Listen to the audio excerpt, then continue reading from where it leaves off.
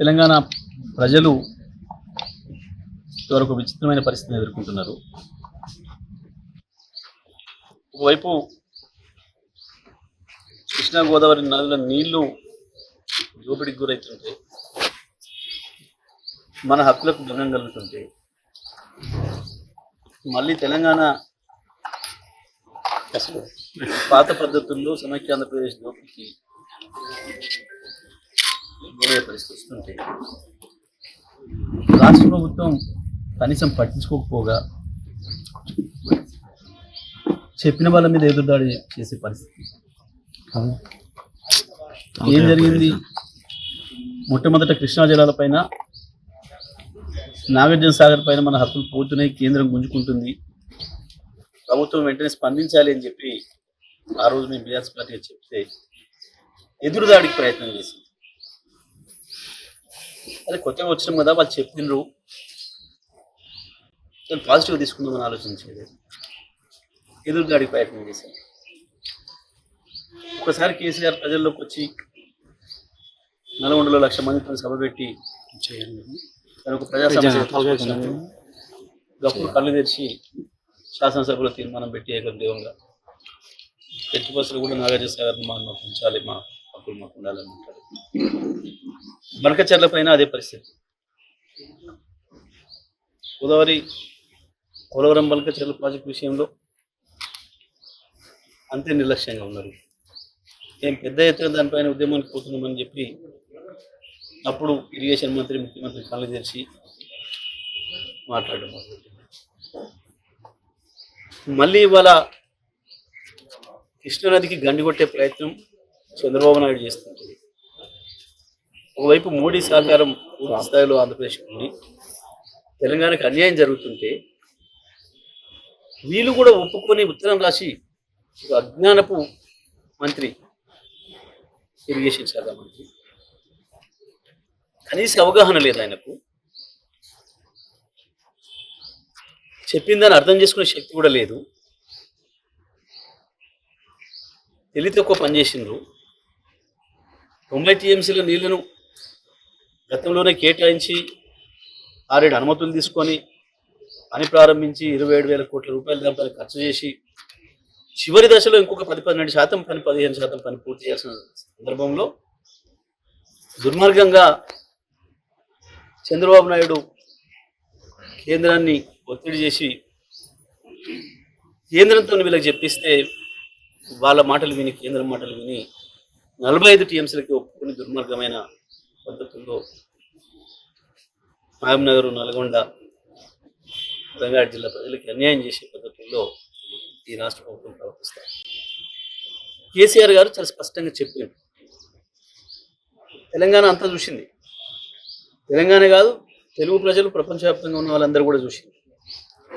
కేసీఆర్ గారు ఎంత పద్ధతిగా 1:20 నిమిషాలు ఓపికగా విషయాన్ని అంతా ఎట్లా వివరించిండ్రో, ఏం జరుగుతుందో చెప్పింది. ఒక విమర్శనం చేయలే,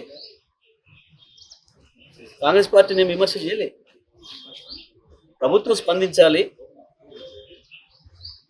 ఒకవైపు చంద్రబాబు నాయుడు, ఇంకొక వైపు మోడీ ఇద్దరు కలిసి ద్రోహం చేస్తున్నారు, మన హక్కుల్ని కొల్లగొట్టే ప్రయత్నం చేస్తున్నారు, ఈ రాష్ట్ర ప్రభుత్వం కళ్ళు తెరవాలి, లేదంటే మేము ప్రజా ఉద్యమం తీసుకొస్తామని చెప్పి ప్రతిపక్షంగా మా బాధ్యత, తెలంగాణ తెచ్చిన వాళ్ళుగా మా బాధ్యత. ఇది మౌనంగా కూర్చోలేం కదా, మీ ప్రభుత్వానికి వేరే ప్రయారిటీస్ ఉండొచ్చు. రేవంత్ రెడ్డికి ఆయన ప్రభుత్వాన్ని కాపాడుకోవడం కోసం మోడీ అవసరమై ఉండొచ్చు, చంద్రబాబు నాయుడు గారు అవసరమై ఉండొచ్చు, కానీ తెలంగాణ ప్రజలకు అవసరం లేదు కదా. నీ పదవి కొరకు మా గొంతులు నిండబెడతా అంటే ఎట్లా ఊరుకుంటుంది తెలంగాణ? తెలంగాణ తెచ్చిన నాయకుడిగా, ప్రజలు ఇవాళ ప్రధాన ప్రతిపక్షంగా ఇచ్చిన బాధ్యతలు తీసుకున్న నాయకుడిగా ప్రజల తరఫున కొట్లాడాల్సిన బాధ్యత కేసీఆర్ పైన ఉంది. ఏం మాట్లాడినాడో ప్రజలందరూ కూడా విన్నారు. ఏమన్నాడు? ప్రభుత్వం తోలుదిస్తా అన్నాడు. ముఖ్యమంత్రి అంటాడో, ఇరిగేషన్ మంత్రి అంటాడో, ఈ స్ట్రీట్ ఫిల్లర్స్ పేరు ఏం తీసుకోలేదు ఆయన. స్టేట్స్మెన్గానే మాట్లాడాడు. స్ట్రీట్ ఫెలోస్ గురించి మాట్లాడుతూనే మాట్లాడలేదు. కానీ వాళ్ళు ఏం మాట్లాడతాడు? ముఖ్యమంత్రి నీవు గల్లీ స్థాయి నాయకుడు అనేది మళ్ళీ ఒకసారి రుజువు చేసుకో. నిజమే, మాకు రాదా భాష? వాడెంత గొట్టంగాడు, కేసీఆర్ కాలికి గోటి సరిపోడు అనొచ్చు మేము కూడా. మేము అనడం లేదు.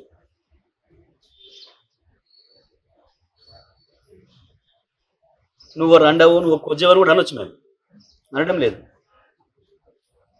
మాకు విజ్ఞత ఉంది. నీకు కేవలం అది ఒక్క భాష వచ్చు కావచ్చు, నాకు అన్ని భాషలు వచ్చు, అన్ని అన్ని అన్ని పద్ధతుల్లో మాట్లాడవచ్చు. విజ్ఞతతో మాట్లాడవచ్చు. ఒకవేళ నువ్వు దాంట్లోనే పోటీ పెట్టుకుందాం అనుకుంటే అది కూడా మాట్లాడవచ్చు.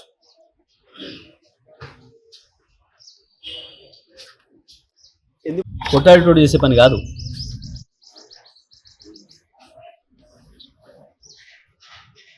ఒకటి దంతుంటే ఇంకోడు కింద పడి బొర్రెటోడు మాట్లాడే మాటలేదు, శాపనార్థాలు పెట్టే మాటలు. నీ పెరిగినట్టు ముట్టుకోలేదే కేసీఆర్. నీది కంపునోరని తెలుసు,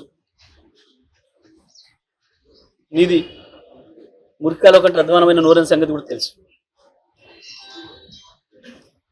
నువ్వు కేసీఆర్ స్థాయి కాదు, ఆ విషయం మొదలు గుర్తుపెట్టుకున్నావు. ఏదో తంతే ప్రభుత్వ సామెతత్వని అది నిజమైన పద్ధతుల్లో వచ్చి కాసేపటికి పదవులు పడి ఉండొచ్చు నువ్వు, కానీ ఇది ఆ స్థాయి కాదని మరోసారి నిరూపించుకున్నావు. ముఖ్యమంత్రి స్థానాన్ని దిగదార్చే పద్ధతుల్లో ఎక్కడ మాట్లాడింది? ఎవడన్నా ఎన్నికైనా కొత్త సర్పంచ్లకు చెప్తే కదా, ఇప్పుడు డెడికేటెడ్గా పనిచేయండి, అందరూ కలుపుకొని పనిచేయండి, ప్రజలు మీకు ఇచ్చిన బాధ్యతలను పూర్తిగా నెరవేర్చండి, మీ విజయం సాధించండి అని చెప్పొస్తారు ఎవరైనా. ఈ చెత్తబాగుడుతోని వచ్చిన వాళ్ళ బ్రెయిన్ జడగొట్టి ఏం సమాచారం తీసుకుపోయారు వాళ్ళు, ఏం మోసుకపోయారు నీ దగ్గర నుంచి మెసేజ్? ఇట్లా బూతులు మాట్లాడాలి కావచ్చు మేమని మోసుకుపోయారు. ముఖ్యమంత్రి అంటాడు మాట్లాడే